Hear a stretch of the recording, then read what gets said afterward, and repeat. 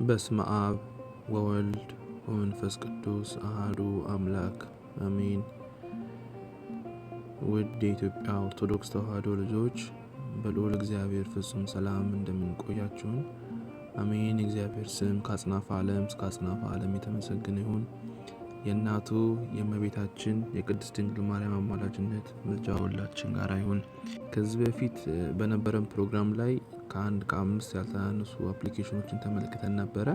በዛም ፕሮግራም ላይ የተመለከትናቸው አፕሊኬሽኖች በተለያዩ መንገድ እኛ ሊረዱና ሊጠቅሙ የሚችሉ መንፈሳዊ ሕይወታችንን ሊያግዙን የሚችሉ አፕሊኬሽኖች ነበረ።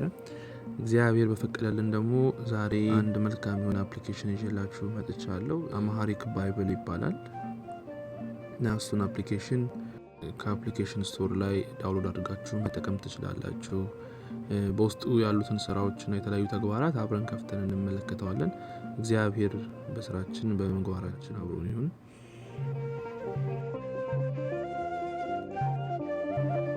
አፕሊኬሽኑ የ1962 እትም መጽሐፍ ቅዱስ ይላል። በዘመናችን መጽሐፍ ቅዱስን ቃላትን እየበረዙ የተለያዩ ምስጢራትን እያጓደሉ እያሳሳቱ ሆን ብለው እግዚአብሔርን እኛን ከእግዚአብሔር ቤት ለማራቅና ከእግዚአብሔር ደጅ ለመውሰድ ሆን ብለው የተነሱ አካሎች አሉ እና ይህ ለነሱ መልስ ይሆናል ብለንም ስላሰብን ነው ይህን መጽሐፍ ቅዱስ ከሌሎች አፕሊኬሽኖች የተለየ ሆኖ ያገኘነው። የ1962 እትም መሆኑ ምንድነው? ያልተበረዘውን ያልተቀየረውን ከቤተ ክርስቲያናችን አባቶች በትውፊት ያገኘነውን ትክክለኛ መጽሐፍ ቅዱስ ቃላትና ትምህርቶችን ይዞ ስለምናገኘው ከብዙ ስህተትና ከብዙ እንቅፋት ከሆኑ ነገሮች ይጠብቀናል። ለተለያዩ ጥያቄዎችን መልስ ልናገኝበት እንችላለን እና በዚያም ምክንያት ይህ ልቆ እናገኘዋለን ማለት ነው። ወደ አፕሊኬሽኑ ከገባን በኋላ መጀመሪያ የምናገኘው ያው እንደዚህ መጽሐፍ ቅዱስ አንዱን ክፍል ከፍቶ ያሳየናል። ከታች የተለያዩ ምልክቶች ያላቸውን 6 ስዕላት እናያለን። የመጀመሪያውን ነክተን እስቲ በውስጡ ያለውን እንዳስስ። የመጀመሪያውን ስንከፍት ማውጫ፣ የተመረጡ ጥቅሶች፣ የፊደል መጠን፣ ቀለም ወይም መልክ መቀየር፣ ሌሎች ነገርና ስለ ውጣ የሚሉ ምርጫዎችን እናገኛለን። የመጀመሪያውን ማውጫ የሚለውን ስንነካ ኦሪት ዘፍጥረትን መነሻ አድርጎ እስከ ትንቢተ ሚልክያስ ድረስ የብሉይ ኪዳን መጽሐፍትን በዝርዝር አስቀምጦልን እናያለን። ከታች ደግሞ ሐዲስ ኪዳን ይላል። እሱን ብንነካው የማቴዎስ ወንጌልን መነሻ አድርጎ እስከ የዮሐንስ ራእይ ድረስ መጽሐፍትን በዝርዝር አስቀምጦልን እናያለን እና የብሉይንና አዲስ ኪዳንን መርጠን መክፈት የምንችልበት ገጽ ነው ማለት ነው። ለምሳሌ ያክል የብሉይ ኪዳንን መርጠን ኦሪት ዘዳግምን ብንመርጥ ከቀኝ በኩል ደግሞ በተርታ ከአንድ ቁጥር ጀምሮ እስከ 34 ዘርዝሮ እናገኘዋለን። ይህ የኦሪት ዘዳግምን ምዕራፍ ያሳየናል። ለምሳሌ ያክል ምዕራፍ 6ን ብንነካ ምዕራፍ 6ን ከፍቶ ዘርዝሮ ያሳየናል ማለት ነው። ያው ወደታች ያደርግን ማንበብ እንችላለን።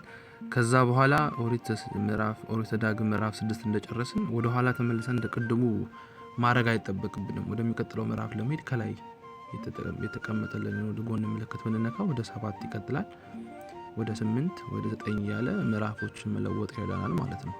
ወደ ኋላ ለመመለስም ወደ ግራ በኩል ያለችውን ቀስት መንካት ብቻ ነው የሚጠበቅብን። እንደዚህ በማድረግ መጽሐፍ ቅዱስን የተለያዩ ክፍሎች እየከፈትን ማንበብ መማማርም እንችላለን ማለት ነው። ሁለተኛ ሌላ እዚሁ ነገር ላይ ማግኘት የምንችለው ምሳሌ አሁን ኦሪት ዘዳግምን ምዕራፍ 7 ቁጥር 3ን ለሰው ለመላክ ብንፈልግ ምዕራፍ 7 ቁጥር 3 መርጠን ለጓደኛም ለማንም ቢሆን መላክ ብንፈልግ ምዕራፍ 7 ቁጥር 3 ላይ ገብተን ቁጥር 3ን እንይዛታለን ማለት ነው። እንዲህ ጫን ብለን በያዝናት ጊዜ ሌሎች 6 የተለያዩ ምርጫዎች ይመጡልናል። የመጀመሪያዋ የራይት ምልክት ያለባት ስትሆን፣ ሁለተኛው ደግሞ የፖስታ ምልክት ያላት፣ ሶስተኛው የኮከብ ምልክት፣ አራተኛ በፌስቡክ ሼር ለማድረግ፣ አምስተኛ ደግሞ ጽሁፉን ኮፒ ለማድረግና ስድስተኛ ደግሞ እንደ ስዕል ሴቭ ለማድረግ እናረጋለን ማለት ነው። ይህ የመጀመሪያው የራይት ምልክት ከአንድ በላይ ጥቅሶችን እንድንመርጥ ይረዳናል። ለምሳሌ ያክል ይህን የራይት ብንነካው ከዛም በኋላ አንድን ብንነካ ሁለትን ብንነካ አምስትን ለምሳሌ እንደዚህ ስንነካ የተለያዩትን አንድ ላይ መርጠን ሰብስበን ለመምረጥ ይረዳናል ማለት ነው። እነዚህን የመረጥናቸውን ደግሞ ለሰው ለመላክ ብናስብ የፖስታ ምልክቷን መንካት ነው የሚጠበቅብን። ከዛም ያመጣልናል። እንደ ሜሞሪ ማስቀመጥ እንችላለን። ኦር ደግሞ ፌስቡክ ላይም በሜሴጅም በጉግልም ላይ ስናፕቻት፣ ቫይበር የተለያዩ ምርጫዎች አሉ። በእነሱ እየመረጥን ለምናስበው ለምንፈልገው ሰው መላክ እንችላለን ማለት ነው። ከዛ በተረፈ ምሳሌ ያክል ቁጥር 1 ላይ መርጬ እቺን የኮከብ ምልክት ብነካ ማስታወሻ አርጎ ሊያስቀምጥልን ምርጫ ያመጣል ማለት ነው። ለምሳሌ ያክል ዛሬ ጥቅምት 13 ነው ቀኑ። ስለዚህ ጥቅምት 13 የሚለውን እንጽፋለን ማለት ነው። ለማስታወሻ ያክል ያው ቀኑን ለማስታወስ እንረዳን።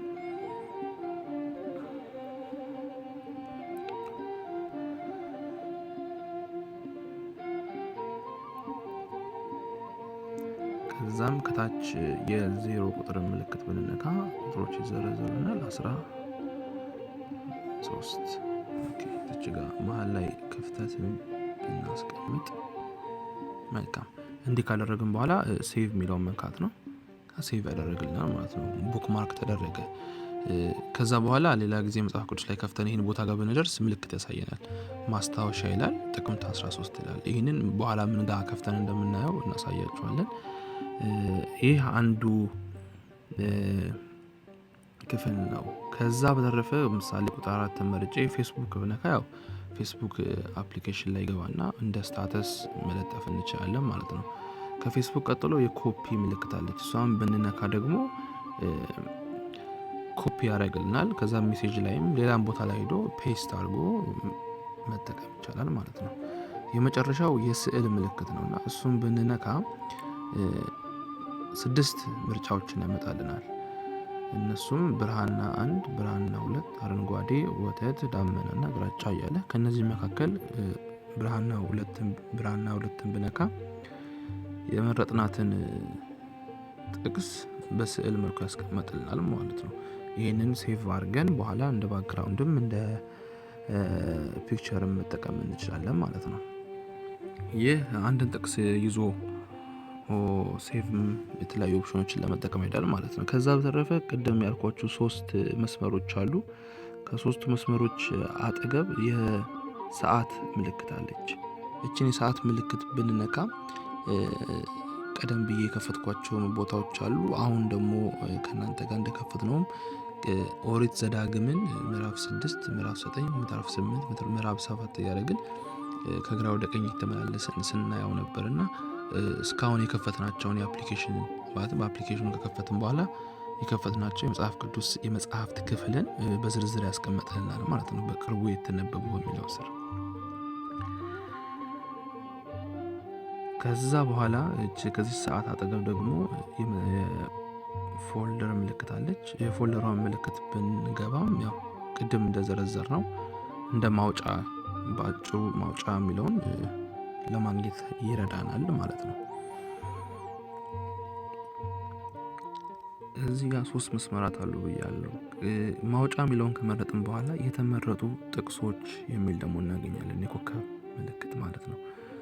እሱም ብንነካ ዛሬ ጥቅምት 13 ይላል። ዛሬ ጥቅምት 13 ላይ ኦሪት ዘዳግም ምዕራፍ 7 ቁጥር 1ን መርጠን ሴቭ አድርገነው ነበረ ቅድም እንዳደረግነው ማለት ነው። እና በዚህም አይነት መልኩ አንዳንድ ጥቅሶችን እየለየን ማስቀመጥ እንችላለን። ይህ በብዙ መልኩ ሊረዳን ይችላል። ጥቅሞቹም ምሳሌ ያክል ጥቅሶችን እንድናስታውሳቸው ከዛ ባለፈም ደግሞ መቼ እንዳነበብናቸው እና ከቀንም ባለፈ የተለያዩ ማስታወሻዎችን እያስቀመጥን ምሳሌ ያክል አንድ ጥቅስ ካነበብን በኋላ ጥያቄ ቢኖረን በዛ ጥቅስ ላይ ኦር ደግሞ አንድ ጥቅስ ካነበብን በኋላ ለዛ ጥቅስ ማብራሪያ የሆነ መልስን ብናገኝ እንደ ማስታወሻ እያደረግን ልናስቀምጥ እንችላለን ማለት ነው። እዚህ ጋር ቀን እንዳስቀምጥ ነው ሌላም ጽሁፎችን መጨመር ስለምንችል። ከዛ በኋላ እነዚህን 3 መስመሮች ነክተን የሚቀጥለውን እናያለን። የፊደል መጠን ይላል። የፊደል መጠንን ከነካን 4 የፊደል አይነታትን ያመጣልናል። ኒያላ፣ ጅረት፣ ውቅያኖስ እና የብስ ይላል።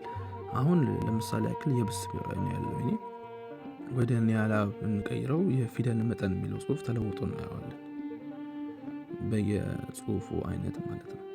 ከዛም በኋላ ደግሞ ፎንት ሳይዝ ይልና 19 ይላል። እሱን ከፍም ዝቅም ያደረግን መጠኑን እስከምንፈልገው ድረስ አስተካክለን ኦኬ እንነካለን ማለት ነው። በዛ ሰዓት ጽሁፉ አድጎ ወይም አንሶ ማግኘት ይቻላል ማለት ነው። ቀለም ደግሞ መልክ ለመለወጥ ይላል። ቅድም ስዕል አድርገን ስናስቀምጥ ብራና 1 ቢሆን አይተነው ነበር።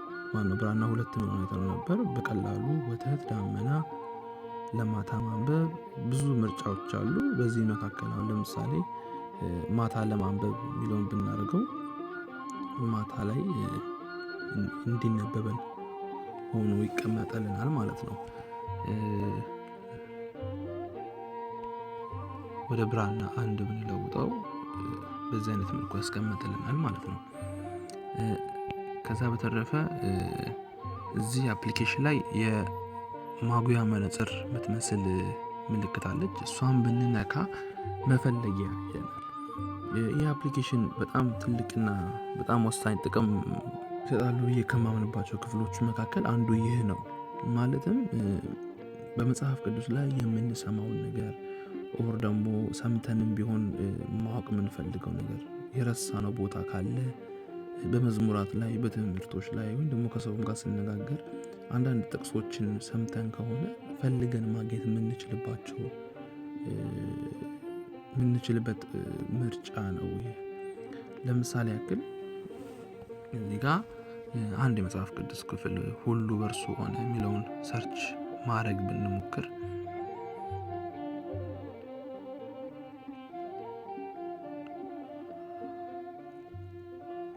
ሁሉ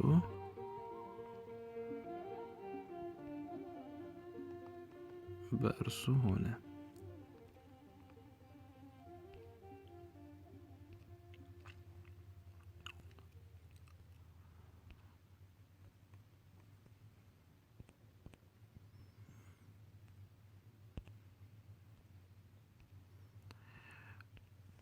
ከዛ ሁሉ በእርሱ ሆነ የሚለውን ከጻፍን በኋላ ከታች ምርጫዎች አሉ። ኦሪት ዘዳግም ይላል። ቅድም ኦሪት ዘዳግም ከፍተን ስለነበረ ነው ይህን ምርጫ ያመጣልን። አዲስ ኪዳን የሚል አለ፣ ብሉይ ኪዳን የሚል አለ፣ ወይም ደግሞ በሁሉ መጽሐፍ ቅዱስ ክፍሎች ላይ የሚለው አለ። ያው ለምርጫ ያክል እንዲሆነን በሁሉ የሚለው ላይ አድርግና መነጽሯ አነካታለሁ። የዮሐንስ ወንጌል ምዕራፍ 1 ቁጥር 3 ላይ ሁሉ በእርሱ ሆነ ከሆነውም አንዳችስ እንኳ ያለ እርሱ አልሆነም የሚለውን ቦታ ነጥሎ ያመጣልናል ማለት ነው። እና ከቃላትም ከጥቅሶችም ከአረፍተ ነገርም ከሰዎች ስም ራሱ የተነሳ ይህንን ልንጠቀምበት እንችላለን እና በጣም ትልቅ ጥቅም ይሰጣል ብዬ አምናለሁ። ይህን ካገኘነው በኋላ ብንነካው ጫን ብለን ይዘን ብንነካው ክፈት የሚል ምርጫ ያመጣልናል። ክፈት ኦፕን ብንለው ያው የዮሐንስ ወንጌል ምዕራፍ 1 ከፍተናል ማለት ነው። ቁጥር 3 ላይ ሁሉ በእርሱ ሆነ ከሆነውም አንዳችስ እንኳ ያለ እርሱ አልሆነም የሚለውን ኦፕሽን እናገኛለን። ሌላ አንድ ጥቅም ልጨምርላችሁ። እሱ ምንድነው? አማርኛና እንግሊዘኛ መለወጥ የሚያስችለንን ምርጫ አስቀምጠውልናል። ከታች አማርኛ ወይም እንግሊዘኛ የሚለውን ብንነካ መጽሐፍ ቅዱሱ ሙሉ ለሙሉ ወደ እንግሊዘኛ ይለወጣል ማለት ነው። ይህ ደግሞ ቅድም እንዳልኳችሁ ሰርች በማድረግም ይረዳናል። ከዛ ባለፈም በመጽሐፍ ቅዱስም በእንግሊዘኛ ለማንበብ ለሚፈልግም ሰው አንድ ኦፕሽን ይሆናል ማለት ነው። አሁን እዚህ ጋር የተነጋገርናቸው የተለያዩ ነገሮች አሉ። እነዚህን እንዲሁ ለማስታወስ የሚያክል ቢፈለግ የጥያቄ ምልክቷን ብንነካ ሁሉ ነገር በስዕልና በጽሁፍ አስደግፎ እንደ እርዳታ አድርጎ ያመጣልናል ማለት ነው። ከዛ ባለፈ አንድ ሌላ ኦፕሽን ምንድነው? ወደ ዋናው ገጻችን ከተመለስን በኋላ ስልካችንን ጫን አድርገን ብንይዘው ከታች ዌጅስ የሚል ምርጫ አለ። እሱን ብንነካ ከላይ መጀመሪያ ላይ አማሪክ ባይብል የሚል እናገኛለን። እሱን እንመርጠዋለን። ጫን ብለን እንይዝና ዴስክቶፕ ላይ እናስቀምጠዋለን ማለት ነው። ከዛም መጠኑን ከፍ ብናደርገው ይህን በመሰለ መልኩ ያመጣልናል። ይህ በየሰዓቱ ነው። በየሰዓቱ በራሱ ጊዜ የተለዋወጠ ከመጽሐፍ ቅዱስ ክፍሎች ውስጥ አንድ የመረጠ እንደዚህ ያሳየናል ማለት ነው። በማንኛውም ሰዓት ስልካችንን ዘግተን ስንከፍተው መጽሐፍ ቅዱስ አፕሊኬሽኑን ሳንከፍት ውስጥ ሳንገባ ባጭሩ እንደዚህ ያሳየናልና በስራም ቦታ በተለያዩ ቦታዎች ሆነን እነዚህ ነገሮች በማግኘት ብቻ ከእግዚአብሔር ቃል ልንማር እንችላለን። ከዛም ባለፈች አንብበን ሞር ወደ መጽሐፍ ቅዱስም ገብተን ዲቴል ልንመለከት እንችላለን ማለት ነው። እዚች ጋር የሁለት ቀስቶች ምልክት ይታያል። እሱን ብንነካ ይለዋውጥልናል። ጥቅሶችን በራሱም ይለዋውጣል። ነገር ግን መለወጥ ካስፈለገን እንዲያርገን መለወጥ እንችላለን ማለት ነው። ከላይ ቀኑን ያሳየናል። እሁድ 13/02/2009 ይላል። የኢትዮጵያ አቆጣጠር ነው። ከዛ በተረፈ እዚህ ጋር ያሉትን አራቱን ቀስቶች ብንነካቸው ቦታው ጋር ሁለተኛ ጢሞቴዎስ ምዕራፍ 2 የሚለውን ያመጣልናል ማለት ነው። ቅድም ባጭሩ ጥቅሱን ያሳየን ቦታ ይከፍትልናል ማለት ነው። ወደ አማርኛ እንለውጠዋለን። ከዛ ማንበብ እንችላለን ማለት ነው። ከዛ ባለፈ በመጨረሻ ይህን አፕሊኬሽን የሰሩትን ሰዎች ለማመስገን እንፈልጋለሁ። ስለ ሚለውን ብንነካ የመጽሐፍ ቅዱስ የ1962 እትም ይላል። ዴቨሎፐር ዮሐንስ እጅጉ አደመ ይላል። አስተያየትም ምስጋናም ካላችሁ በኢሜል አድራሻው እንዲጻፍለትም ኢሜሉን አስቀምጦልናል። በእውነት በጣም ድንቅና ታላቅ ጥቅም የሚሰጥ አፕሊኬሽን ነው። ስለ ስራ ዮሐንስ እጅጉን በእውነት ልናመሰግን እንፈልጋለን። ባለሳሳት ባህር ዳር ነው የተሰራው። እዚህ ጋር እንደምንመለከተው ከታች 2014 ፋይን ሲስተምስ ባህር ዳር ይላል እና በእውነት ጥቅሙ በጣም የጎላ ነው። እግዚአብሔር ይስጥልን። ባለበት እግዚአብሔር ቸርነቱ አይለየህ። የእመቤታችን ምልጃ አብሮክ ይሁን። ትልቅ አፕሊኬሽን ነው።